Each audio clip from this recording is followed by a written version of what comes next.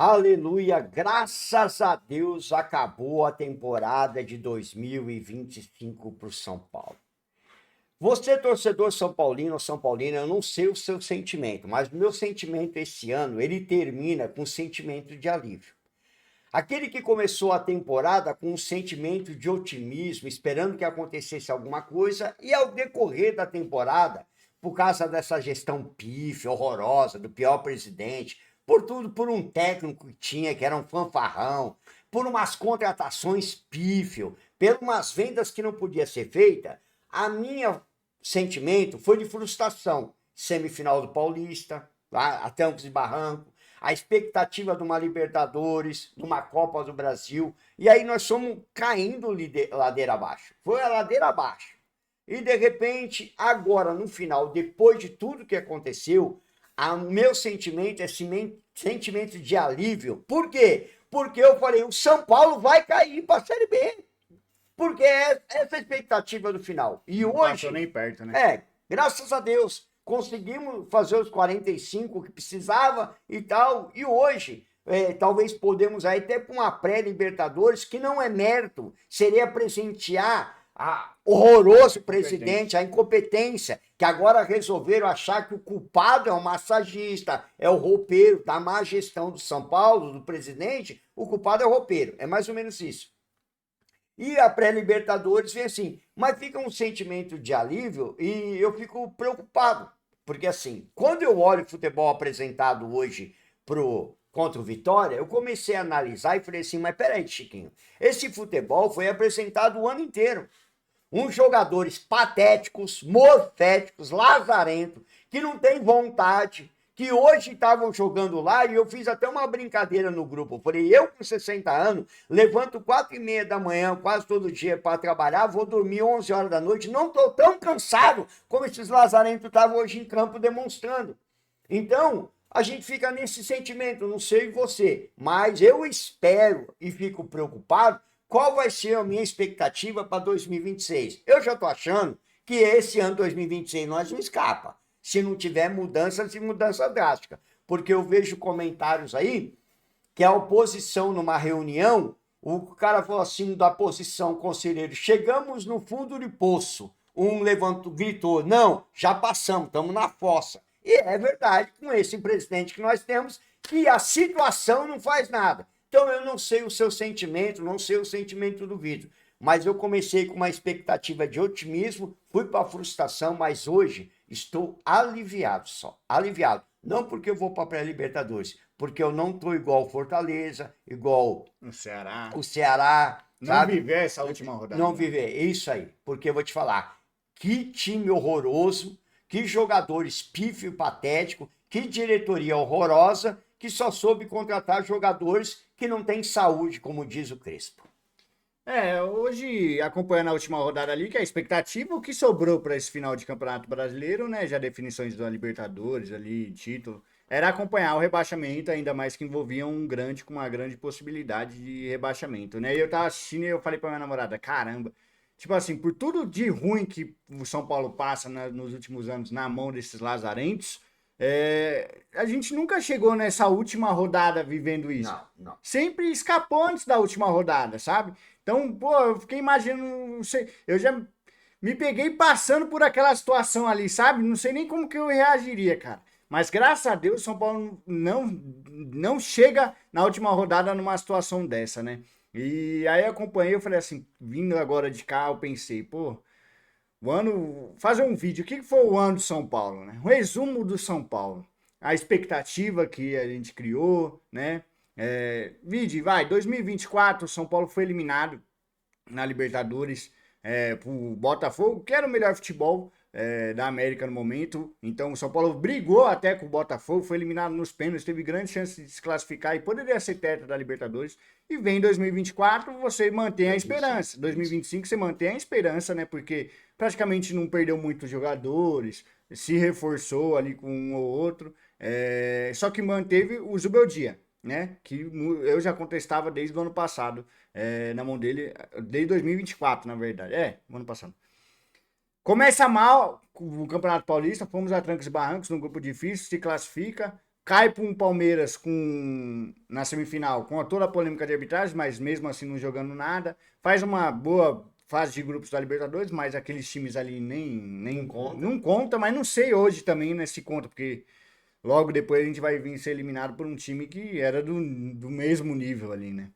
Então, vai a trancos e barrancos, mantém o treinador, demora para demissão, e aí a gente começa a ver aquele lado, uma torcida dividida, uma briga generalizada de um lado, o outro, politizada, né?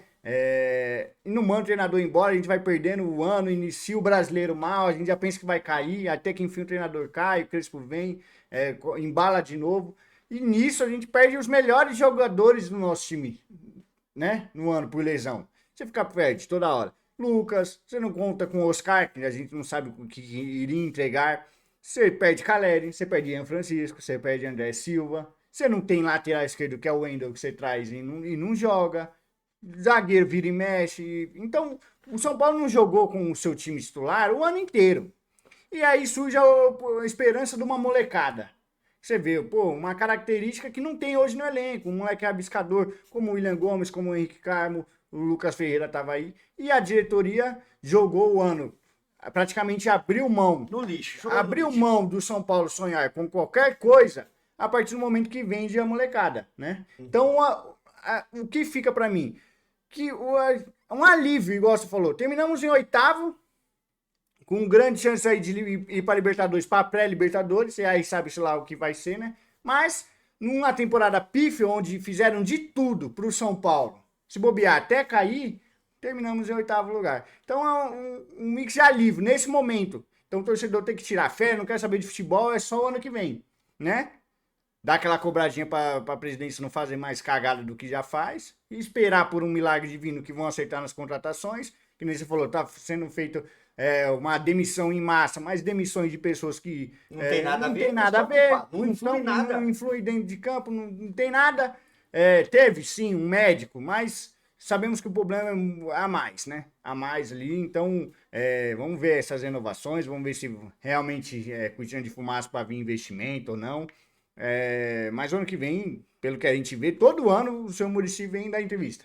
O ano que vem vai ser pior que esse ano. Aí você, porra, não é possível. Então, só vão acabar com esse discurso quando caírem. Então já prepara um terreno.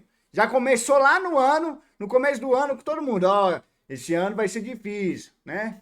Os porta-vozes puxando. Por quê? Já preparando o terreno pra cagada, pras merda que o presidente estava fazendo. Então, cara, esse ano tem que cobrar para que ele não faça mais as merda que ele fez. Já que é o último ano, é um ano político do São Paulo, onde o futebol não vai ser a primeira coisa, nem a segunda, nem a terceira. Isso é a última preocupação deles. Então, aí pinta essa pré-Libertadores. Eu vou falar, há uns dias, pô, melhor nem ir. Mas, pô, lógico que é bom ir. Somos São Paulo. Porque eu sou iludido. Aí eu olho e falo assim, não vai vir esse investimento, os jogadores X vai voltar, o São Paulo com o time completinho, às vezes dá pra brigar, né? Pensa assim, mas ao longo dos anos me mostram que os resultados são outros. Então, fica naquela, tipo, tô feliz por estar em 8º, podendo ir pra Libertadores, mas com medo do que vai vir ano que vem. Mas, por enquanto, é férias, mano. Esse ano foi sofrível, cara. Porque a queda o péssimo Brasileirão já é normal, porque nós não temos jogadores com mentalidade vencedora. São Paulo mostrou que poderia brigar por um pouco mais, mas não tem mentalidade nem de diretoria, nem de jogador. Mas o que quebrou o torcedor mesmo foi a queda para a LDU. Porque se você cai para um Palmeiras, para um Flamengo, assim como foi para o Botafogo ano passado, você fala compreensível, os caras têm mais investimento, tem mais time. Mas quando você cai para uma LDU sem fazer um gol sequer e perdendo os 2 jogos, é o que deixou o torcedor desanimado e o que coloca a temporada do São Paulo como uma merda, né?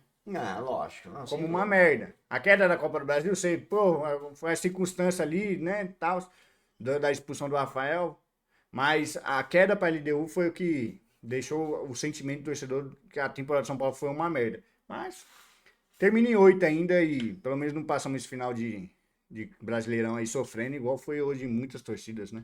É isso aí, então é como eu digo, é um sentimento de alívio. Por tudo que você vê, né? É lógico que a gente tem que lembrar que quando você tá com o Zibeldia, você tem Henrique Carlos, você tem William Gomes, você tem Moreira, você tem Matheus Alves, você tem Caleri, Lucas você Ferreira. tem Lucas Ferreira, você tem Oscar, você tem Rodriguinho, você tem Ferreirinha. Lucas, sabe? Tem Ferreirinha. Quando vem o Crespo, já não tem quase ninguém, mais ninguém. Então o Crespo tem que ser. Aí, essa diretoria pífia resolve trazer Dineno, Tapia, Rigoni, tanto que o Tolói, tanto que a própria declaração do Crespo falou que o ano que vem, na reformulação, vocês me tragam alguém que tenha saúde, pelo menos saúde, não pode nascer o talento. E agora a expectativa é de saber qual vai ser a temporada de 2026, que já começa há alguns dias, tá? É rapidinho, começa em janeiro aí, já. Então, Crespo já deu alerta.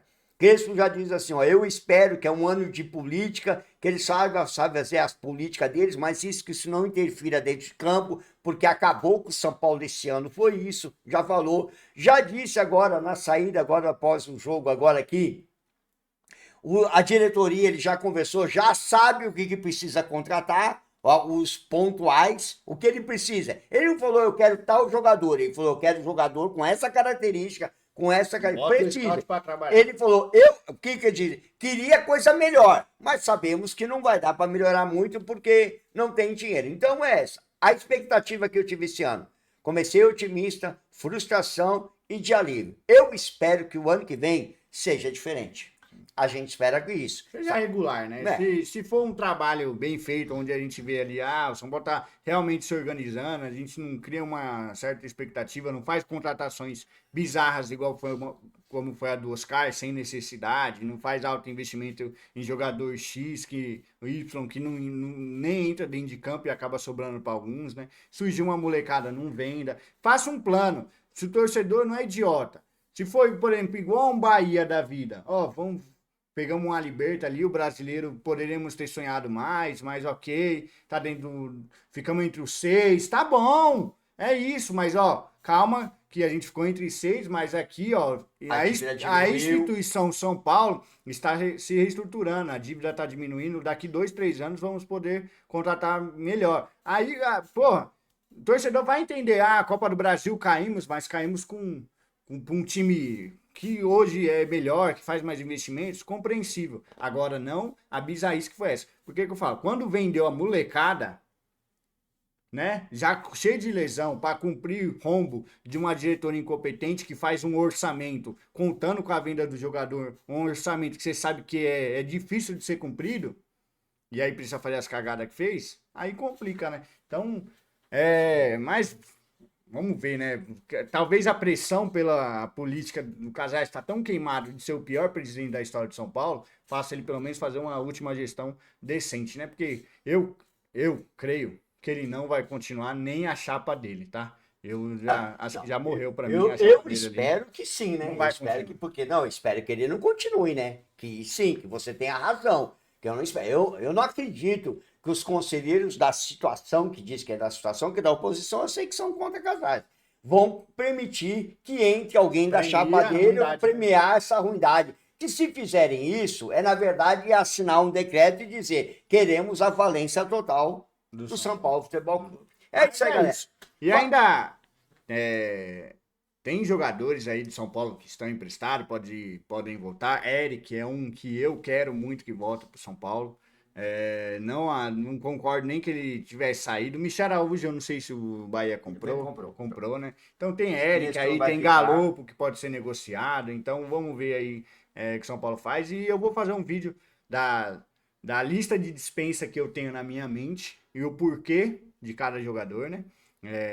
Seja ídolo para os caras que faz gol, mas eu acho que o São Paulo precisa de uma boa reformulação desse ano para 2026. Tentar enxugar um pouco a folha, aproveitar mais de uma molecada aí que tá brilhando na base, que é finalista de Copa do Brasil novamente, né? Aproveitar e sem vender, não faz orçamento contando com a venda desses moleque, porra! Eu já me irrito, mano. Porque, caraca, velho, quando vai surgir uma safra de 2, 3 anos que podem fazer com que o São Paulo enxuga a folha salarial, gasta pouco, e lá na frente vai ter lucro, eles fazem essa cagada de fazer orçamento contando com a venda da molecada. E aí traz jogadores para ganhar 2, 3 milhões. Porque o Belmonte falou que só tem 3 no São Paulo que ganha mais de 1 milhão, mas eu não sei não. E eu vou dizer para você, é preocupante que assim, às vezes a venda do garoto é necessária por causa de dívida, mas você precisa avaliar. Sim, vai Avaliar. boa Por venda, quê? né? Você vende um William Gomes por 9 milhões. Foi 9 milhões, mais ou Dá menos? nem 100 milhões de... Dá, não dá, 9 milhões na época, você vende. Só que aí você me traz um dinheiro, eu não estou falando isso, mas alguns deram esse noticiário, que ganhava mais de 500 pau por mês. Ah, que bizarrice. Aí dá uns 6 milhões pro ano. Se de repente o cara bate a meta, continua, você vai ver que o que o cara entrega em campo, o William Gomes ia entregar mais. Então a venda talvez não é tão boa. Não, Entendeu? não, Você não. fala que a venda não é boa. Entendeu? Porque se você vende um cara porque precisa de dinheiro, mas você traz um jogador da mesma característica, altura, beleza. Tranquilo, sai veio de graça, nós vamos pagar salário. Mas o São Paulo não, se afundou em dívidas, fez péssimas negociações e as contratações foram pífias. Então, assim, agora falando um pouquinho rapidinho para nós do jogo do Vitória, cara, eu vou falar para você. Quem viu o jogo de São Paulo hoje, não mudou a característica, não muda. O São Paulo pode treinar um mês sem um jogo, todos os dias. Quando entra em campo, é a mesma tiriça. E é o que a gente precisa também que se mude para o ano de 2026.